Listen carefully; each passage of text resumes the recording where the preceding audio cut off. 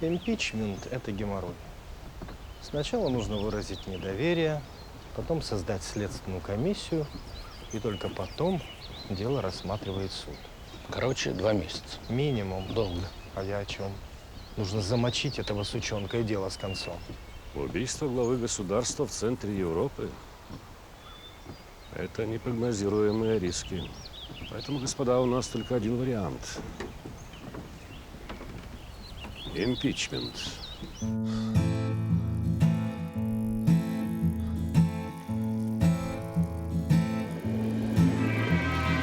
Я люблю свою страну, люблю свою жену, люблю свою собаку.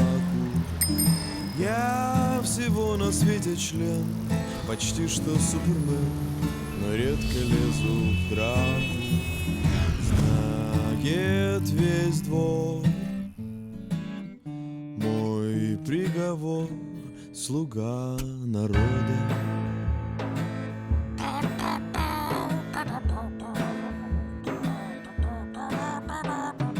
У меня почти все есть, достоинство и честь, и даже крики «Браво!».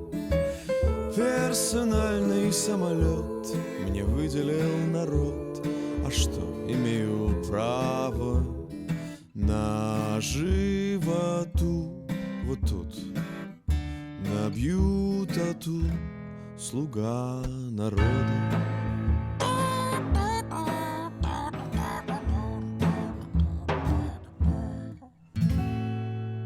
А надо раньше на работу приходить, господин Савин, чтобы быть в курсе спецопераций вашего департамента. Василий Петрович, доброе утро. Извините за опоздание. Не ожидал, что вы так прям с утра пораньше. Отлично. Будет готов, пусть позовет. Пойдемте, у нас много работы. Согласен. Прям руки чешутся. Начать.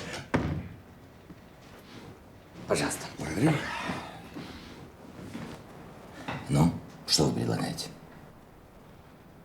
Я предлагаю поступить решительно и радикально. Сократить госаппарат. Заняться ЖКХ, социалкой. Нужно создание новых рабочих мест. Без обид. Ну все, заголи по заголям. Есть конкретика?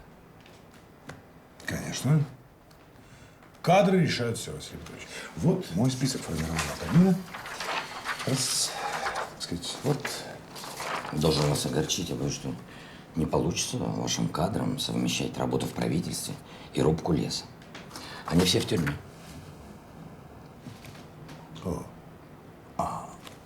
Кто взамен? Я предлагаю топ-менеджеров из лучших компаний, которые никогда не работали во власти. Вопрос. Топ-менеджеры, они сработаются с нашими бюрократами? Все-таки это отдельная каста. Отдельная каста уже вся уволена. 400 тысяч человек? Да. Нам понадобится 100 тысяч максимум. Мы уже объявили конкурс. Подберем нормальных людей, дадим им адекватные зарплаты. Вы, кстати, уже подбивали бюджет на следующий год? Да. Да? Ну и что? Плюс-минус 40 миллиардов. Плюс, добавьте только же. Источник? Источник Е-декларации бывших чиновников. Вы предлагаете отбирать имущество? Я не предлагаю. Это уже делается. Лихо. Василий Петрович, А вы не переживайте. Все в рамках новых законов. Хоть один плюс от этой всей истории с МВФ. Я хотел спросить, а зачем вам в таком случае я?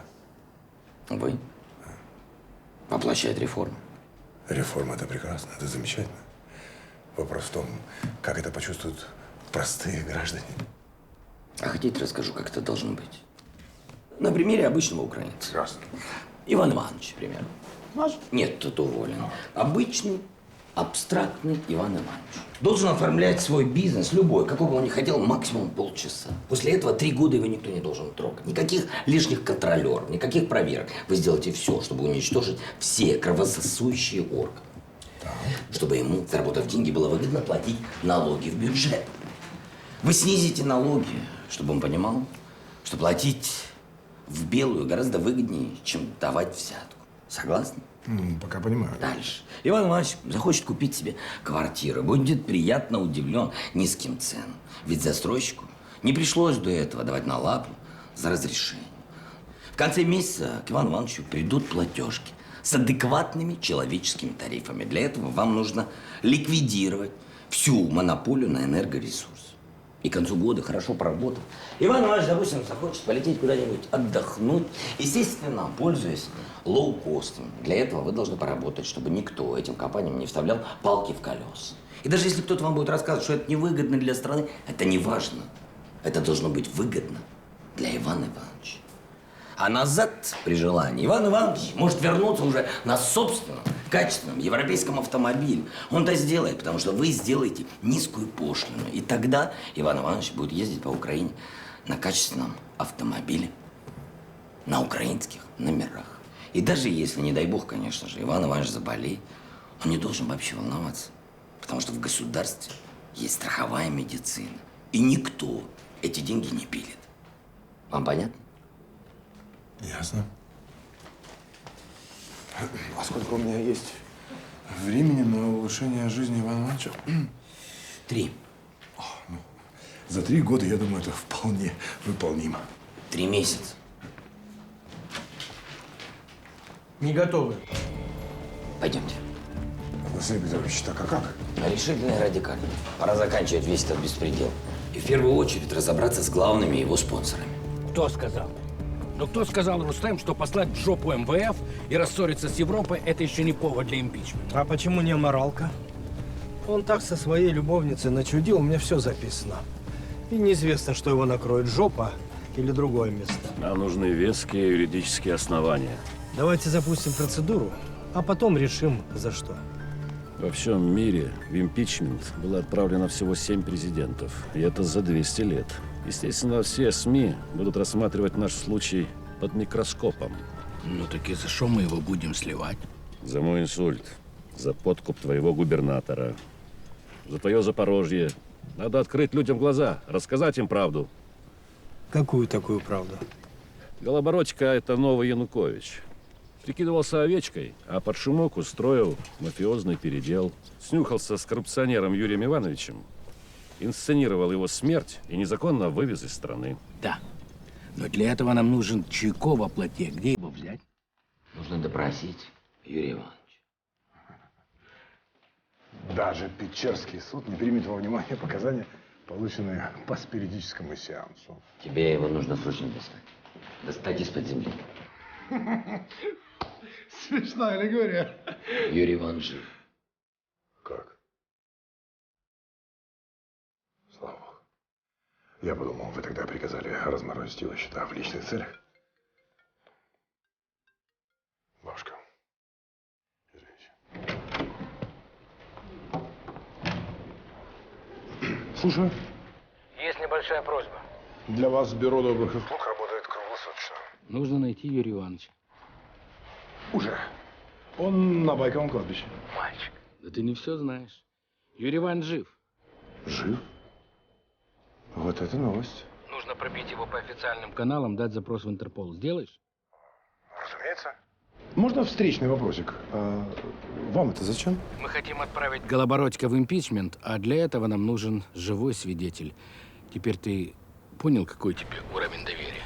Цени. Я этого никогда не забуду.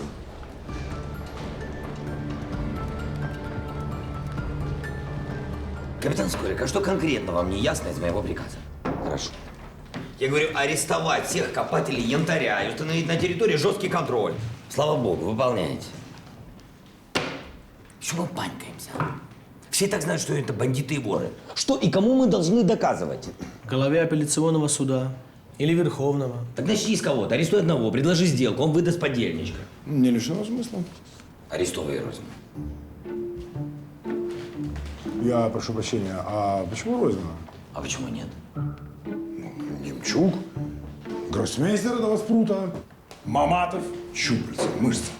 До любого достанет. А Розман? Что Розман? Розман? Действительно, почему не Розман? Выполняйте. Есть. Розман.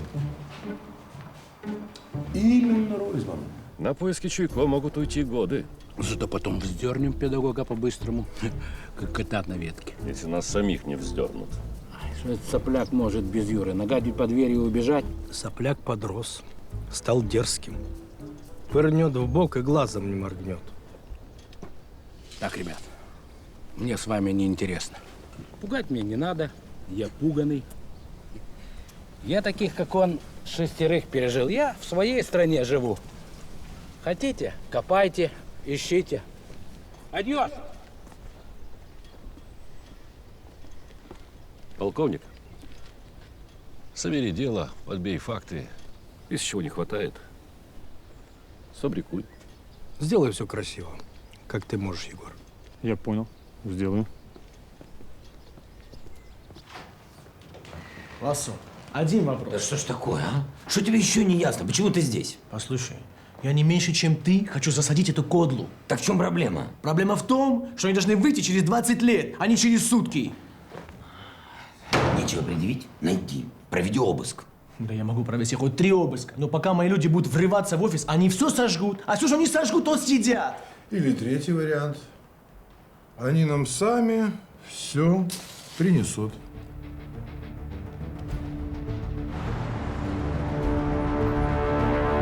Сержант Гаєнко, поліція міста Києва. Приберіть, будь ласка, своє авто. Что ты хочешь? Приберіть, будь ласка, своє авто. Что? Ты чё, охренел? Тут парковку заборонено. Приберіть, будь ласка, своє авто. Кем? Это моя парковка.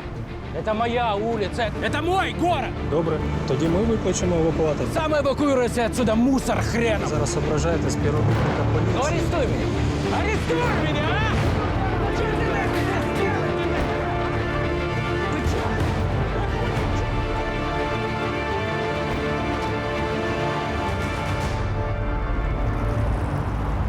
Нет, Рустем, это не доказательство. Все это мелко, неубедительно, высосано из пальца. А когда это останавливало украинский суд? Нельзя, чтобы Вася выглядел жертвой. Его вину должен поверить народ. Да ладно. Майдан за него не соберется. Не хотелось бы проверять. Ну тогда выход один. Искать Юрия Ивановича. Это железобетонный свидетель. Термінова новина Службою безпеки України. Щойно заарештовано Михайла Ройзмана. Що саме інкримінують одіозному олігарху, поки що невідомо. Прес-служба СБУ відмовилась від офіційних коментарів. Сука. Тварь.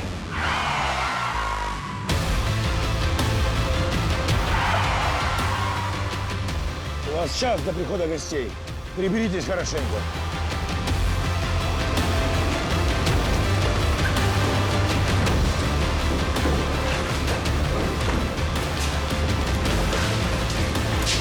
Давай, давай. Поехали!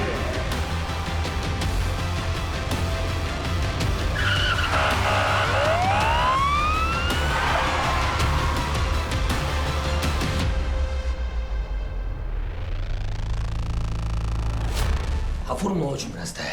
Судья, у которого машина дешевле 10 тысяч, остается. Остальных в топку, никого не жалейте. Это, между прочим, 95% всего судейского корпуса. Новый суд должен работать по принципу «закон для всех один». И даже если вам когда-нибудь придется, не дай бог, судить меня, обещайте, что сделаете это строго, согласно букве закона. Василий Петрович, разрешите? Дмитрий Васильевич, а я как раз хотел вас похвалить. Доказательств на Ройзмана полно, вагон и целая тележка. Радует ваш оптимизм, но сделано только полдела. Вы же знаете, как работает наш суд. Я уверен, что у нас все будет нормально. Правда, Алексей Николаевич? Кстати, познакомьтесь, новый глава судейской коллегии.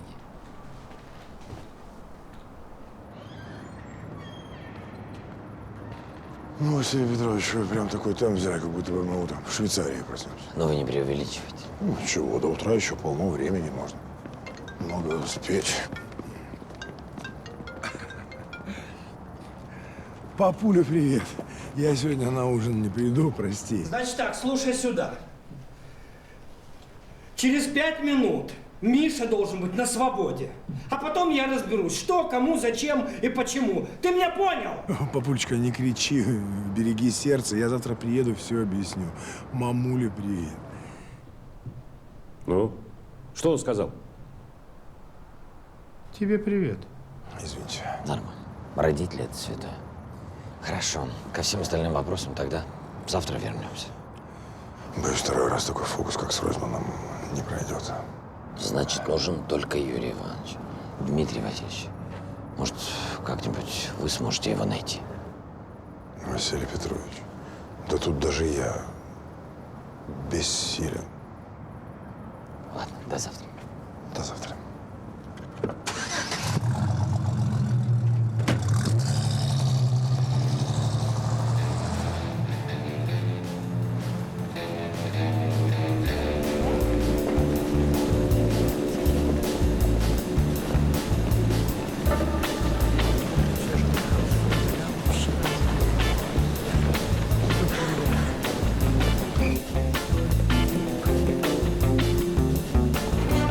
Моя фамилия Мендич. Вас должны были предупредить.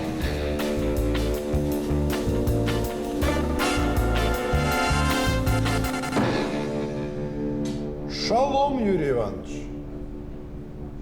Ласкаво просимо на батьківщину. Дима, иди, ты знаешь, куда со своей батьківщиной? Грубо, но я все прекрасно понимаю. Кто заморозил мои счета? Личный приказ президента Голобородько. Я его уговаривал, но, увы. Дальше что? Родине нужна ваша помощь. Я сделал все, о чем мы договаривались. Родине нужно больше. А Родина, простите, не охренела? Понимаю, но именно так устроен шантаж. Это как-то не по-христиански. Самому противно.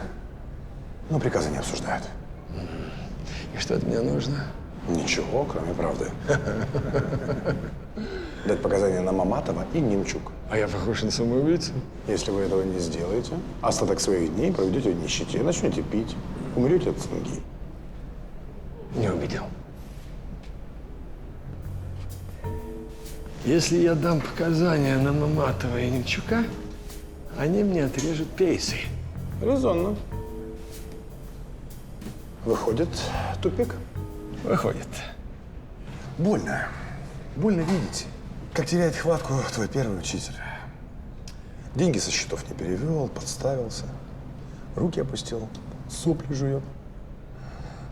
А и когда-то говорил, что тупик – это повод ломать стены. Расклеился старик. Хватит ерничать, гаденыш. Я искренне пытаюсь помочь. Я могу разморозить счета.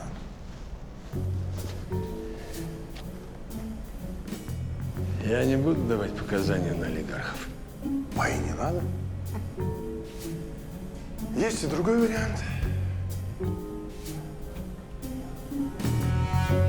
А я говорю, что других вариантов нет и не будет. Да какие варианты? То, что вы устроили в стране, называется диктатура и тирания. Господа, давайте все-таки быть объективны. Юлий Цезарь, к примеру, он тоже был диктатор. И вообще в Древнем Риме всегда диктатура устанавливалась тогда, когда хоть что-то угрожало государству. Я не знаю, что там было в Древнем Риме. А вот сейчас стране угрожает Голобородько. Пане президенте, ви звільнили 400 тисяч чиновників, досвідчених фахівців. А є декларування. Це ж чистої води репресії. Під арешт потрапили не тільки люди, а їх нерухомість і їх рахунки. И насколько все это затянется, неизвестно, потому что 90% честных судей были уволены по вашей инициативе. Вы скажите, что это за атаки на крупный бизнес? Почему посадили Михаила Ройзмана? А? Да. Ответьте, Василий Петрович. Василий Петрович. Василий Петрович, действительно, скажите хоть что-нибудь. Во-первых, я для начала хочу расставить все точки над «и». Хотел бы поменять немножко формат нашей дискуссии. Я не собираюсь отвечать на все ваши вопросы. То, что вы сейчас находитесь здесь, а не в тюрьме, скажите спасибо вашей неприкосновенности. Но это дело времени. Над этим мы уже работаем. Я пришел в студию, чтобы объяснить народу, что мы делаем. Мы решили навести порядок. Во-первых, мы отбираем имущество у чиновников. Так це ж якийсь гоп-стоп! Это не просто гоп-стоп. Это гоп-стоп на государственном уровне. Но мне кажется, для них и понятнее. Мы забираем имущество теми методами, которыми они это имущество в 90-х приобрели. Дмитрий Васильевич, а вы в курсе, что арестован Михаил Ройзман? Да, в курсе. Ну, о предстоящем аресте, естественно, вы ничего не знали. Почему? Знал. Так, может быть, это вы его арестовали? Да, я. Ты чё, охренел, что ли? Я подумал, вам будет приятно. Вы же до этого делили все на троих. Одно правительство, один парламент, одна страна. Единица неудобно делится на три, а на два идеально. Пополам. мы посадили олигарха Ройзмана. Это жалко. Жалко, что он не попытался бежать. Потому что для государства решить этот вопрос было бы гораздо дешевле при попытке к бегству. Но я надеюсь, что господа Немчук и Маматов нас еще порадуют. Мы уволили 450 тысяч чиновников. Это правда. С одной стороны, это, конечно же, минус для благосостояния 450 тысяч семей. Но с другой стороны, это большой плюс для кармы нашего государства. Хоть чуть-чуть почистили ее. Да, кстати, пока мы с вами тут беседуем, ваше имущество тоже арестовывается. Это какой-то беспредел. Ты что такой борзой, псина? Кто дал команду вас посадить моего друга, а? Тварь! Рустем, успокойся. А что, мне ему спасибо говорить, что ли? Вообще-то не мешало бы. Президент хотел вначале посадить вас, а потом вас, а я перевел стрелки на Ройзмана. Интересно, как же тебе удалось их переубедить? Очень просто. У Ройзмана большой беспорядок в делах.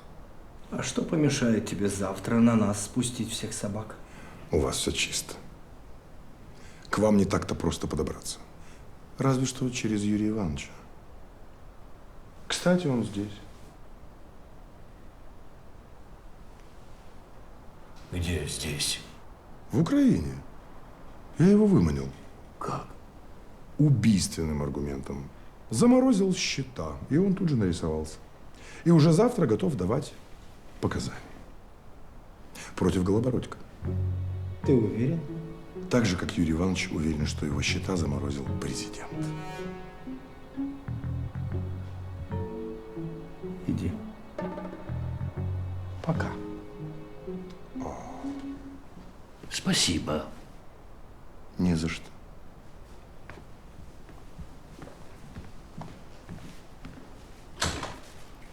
Василий Петрович, если вы сейчас серьезно, то это какой-то переворот сознания. Нет. Это просто переворот. Мы устроили переворот в стране. На место мягкого, принципиального учителя истории пришел жесткий, если хотите, беспринципный президент. Если я делаю что-то не так, об этом мне скажет народ. Но точно не вы. Вдруг что, меня поправит многомиллионный Майдан.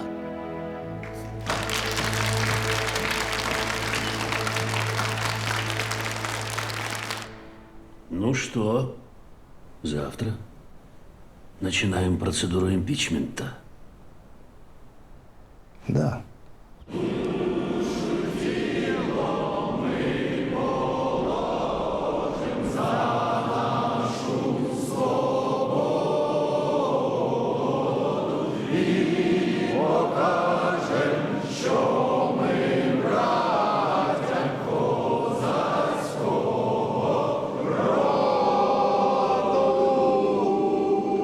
Дякую. Прошу сідати. Шановні народні депутати, дорогі колеги, сьогодні чудовий день, а привід, через який ми зібралися, ще чудовіший. Отже, хто бажає виступити? Я с удовольствием выступлю. А я з ще більшим задоволенням. Господа, вы как истинные джентльмены позволите даме? Конечно, я не возражаю. Отже, слово надається Борисенко Жанні Юріївні. Я прошу прощения. Извини, что не предупредил. Но у меня срочное заявление. Можно?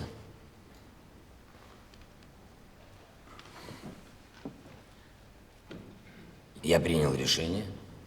Я ухожу в отставку. У меня все. Спасибо.